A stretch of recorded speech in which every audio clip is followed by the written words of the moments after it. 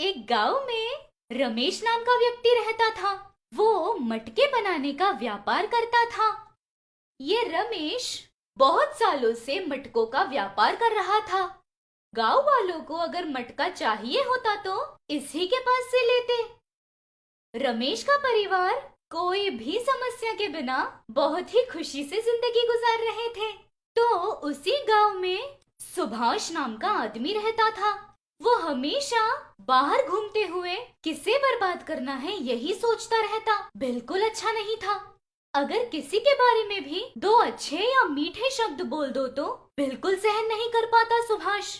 गांव के लोग रमेश के बारे में अच्छी बातें कर रहे थे तब सुभाष सुनता है। कैसे भी करके रमेश की इज्जत निकालनी है, उसे बर्बाद करने के बारे में सोचता है। ऐसे सोचकर सुभाष रमेश के पास मटके खरीदने के लिए जाता है। अरे सुनो रमेश, 2 मटके चाहिए, कितना होगा? 250 रुपये होंगे जी। और आपके लिए 200 रुपये में देता हूँ, ले लीजिए। क्या है, सभी लोगों को 200 रुपये में देते हो और मुझे 500 रुपये में ही दोगे? क्यों भला इतना ज्यादा बोल रहे हो? मैं 200 रुपये में दूंगा कह रहा हूँ, तो आप ऐसा क्यों कह रहे हैं? ओह अच्छा, मुझे कुछ और सुनाई दिया था। ठीक है, दे दो, दो दे दो। ऐसे सुभाष वो दोनों मटके लेकर थोड़ी दूरी तक चलकर जाता है। उसके बाद जानबूझकर दोनों मटकों को नीचे गिराकर फिर से मटकों के टुकड़ों को लेकर रमेश के पास आता है। क्या है रमेश, ये टूटे हुए दे रहे हो? तुम अच्छी मट्टी का प्रयोग तो कर रहे हो ना, या फिर लोग सभी तेरे पास आ रहे हैं इसलिए, या कोई और रास्ता नहीं बचा है इसलिए मिलावटी काम कर रहे हो? ऐसे पूछता है सुभाष। तब रमेश सुभाष से ऐसे कहता है। क्या बोल रहे हो सुभाष? तुम कैसे हो ये सबको पता है। तुम्हारे कहने पर भी कोई नहीं मानेगा। मुझ पर तुम्हारी नजरें पड़ गईं। ऐसे गुस्से से कहता है रमेश। तुरंत सुभाष सर झुकाकर चला जाता है। सुभाष बाहर आकर अपने मन में इस तरीके से सोचता है। उसे कुछ करने का सोचा तो मुझे क्या हुआ है, अब मैं क्या करूं? ऐसे सोचकर ऐसे कहता है। एक काम करता हूँ, इस गांव में मेरी बातों को जैसे ये लोग मान नहीं देते उतना ही उस शिवा की बातों को मानते हैं। उसे पैसे देकर या डरा कर इज्जत निकालने के लिए कुछ ना कुछ करना होगा।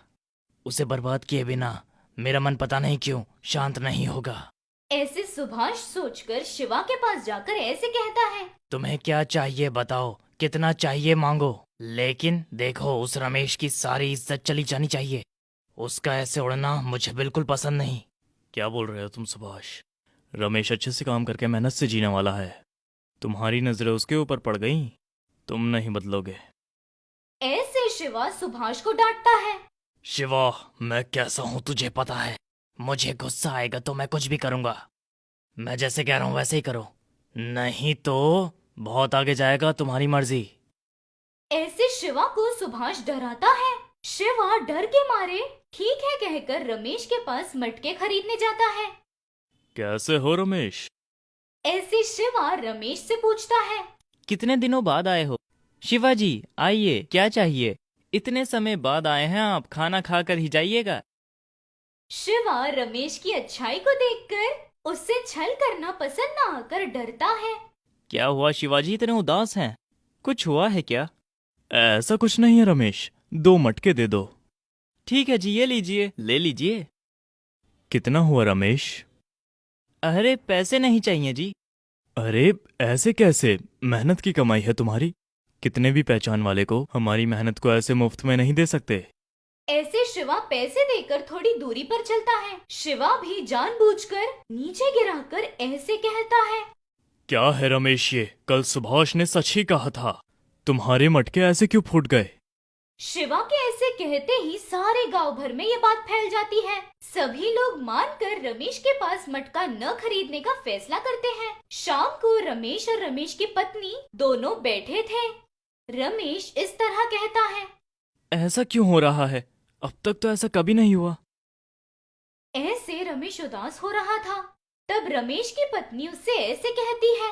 उदास मत हो, हम कुछ न कुछ करके फिर से गांव में अच्छा नाम कमाएंगे। मेहनत करना हमारे लिए नया तो नहीं ना। ऐसे उसकी पत्नी कहती है। रमेश की माँ ऐसे कहती है। अरे रमेश, घबरा मत रे, हमें कोई ना कोई रास्ता मिलेगा। ऐसे बोलकर माँ मंदिर की तरफ निकल जाती है। मंदिर के पास उसे वहीं पर एक स्वामी जी पेड़ के नीचे बैठे नजर आते हैं। वो तुरंत स्वामी जी के पास जाकर ऐसे कहती है।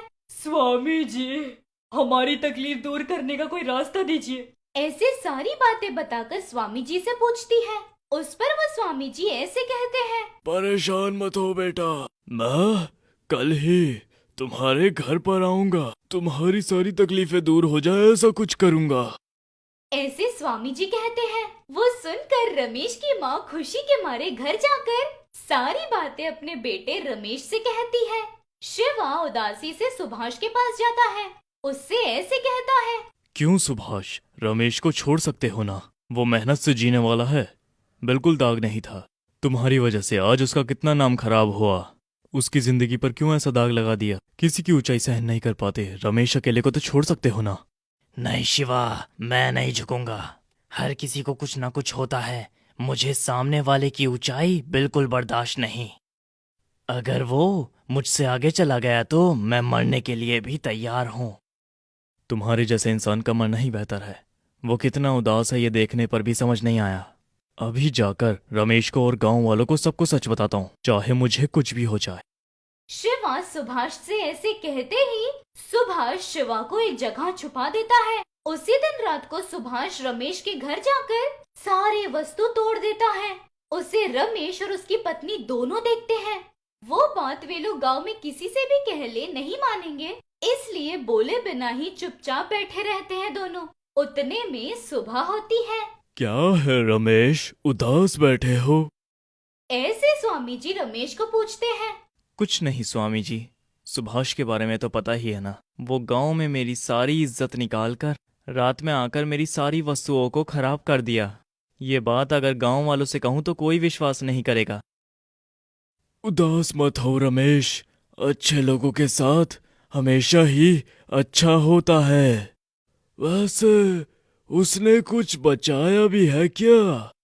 ऐसे स्वामी जी पूछते हैं। रमेश अपने मटके को बनाने के लिए उपयोग पड़ने वाले चक्र पर एक लकड़ी रहती है वो दिखाता है। ठीक है रमेश, तुम बिल्कुल भी उदास मत हो। तुम लोग अंदर जाकर एकदम आराम से रहो। ठीक 10 मिनट के बाद बाहर आकर देख लेना। स्वामी के ऐसे कहते ही रमेश ठीक है कहकर पत्नी को लेकर अंदर जाता है। 10 मिनट के बाद दोनों बाहर आकर देखते हैं। ऐसे दोनों बाहर आकर देखते ही मटका बनाने के लिए मिट्टी, सोने का पहिया वहाँ तैयार थे। रमेश आश्चर्य होकर मटका बनाने के लिए मिट्टी को ले जाकर पहिए के ऊपर रखता है। तुरंत मिट्टी मटके में बदल जाती है। वो देखकर रमेश चौंक जाता है।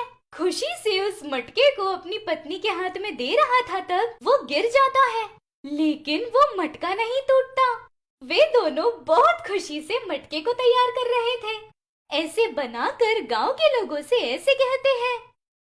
गांव के लोग सुनिए, हम आप ही के सामने इस मटके को नीचे गिराएंगे।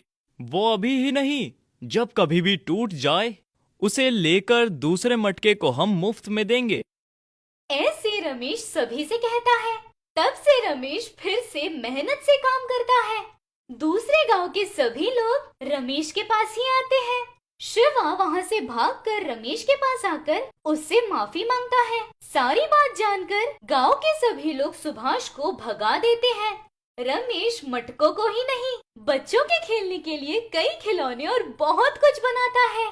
सारी वस्तुओं को सभी लोगों को बहुत कम दाम में बेचकर गांव वालों के सामने अच्छा नाम कमाकर ऊंची उड़ान भरता है रमेश।